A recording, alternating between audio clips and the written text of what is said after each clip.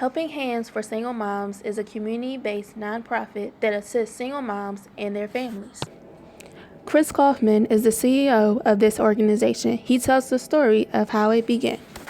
I had been a minister for 20 years and thought I always would be one.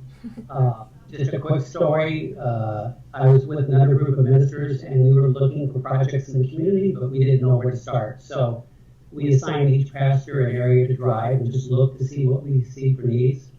And I was out one summer morning in 2001 and came across a little boy, maybe 4 or 5 years old, on a busy street without an adult in sight. And I pulled alongside, told him he couldn't be out on a busy street alone, that we were going to have to get him home.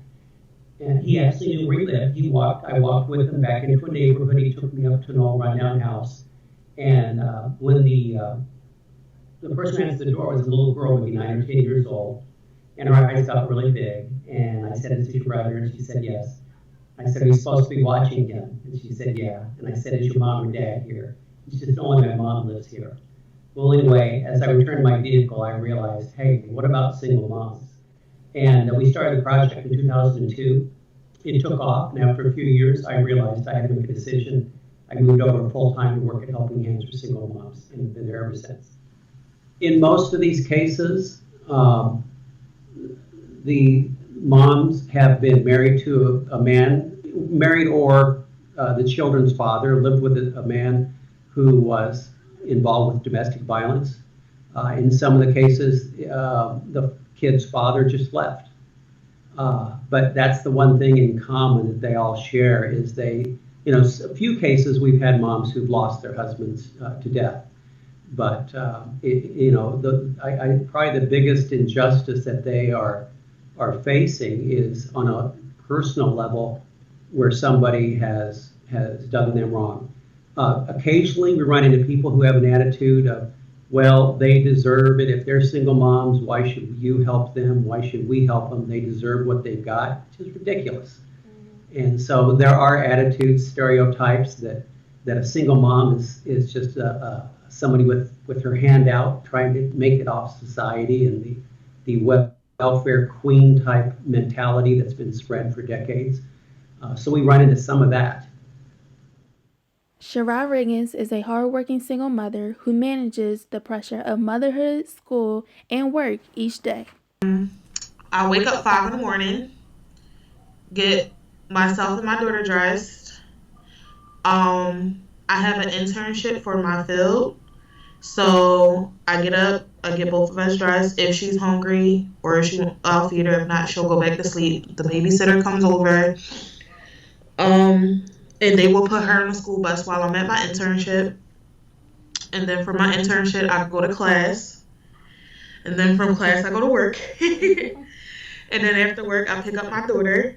Depending on which night it is, I'm in several different clubs and organizations on my campus.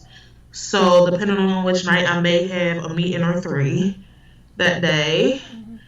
Go home, cook dinner, shower, homework, bed. Kristen Higgins is a single mother of an 8-year-old. Kristen's day starts early at 8:45 a.m. to get her son up and ready for school by 7:35. When we first began to think about how we could help a single mom, we understood the economy is changing, and it's so important with only one income for a single mom to be able to have the job skills. Everything is a financial issue. I'm always broke. It's not enough money ever. I can work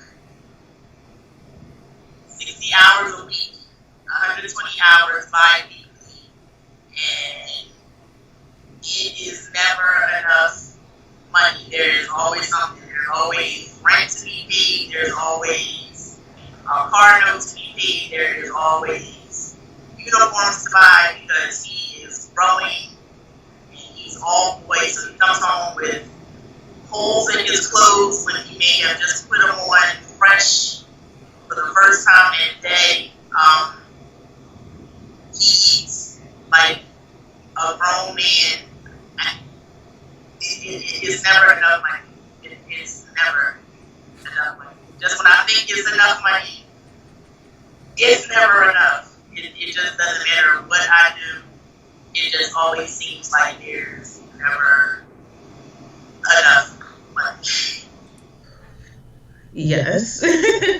I mean, as of right now, I'm okay.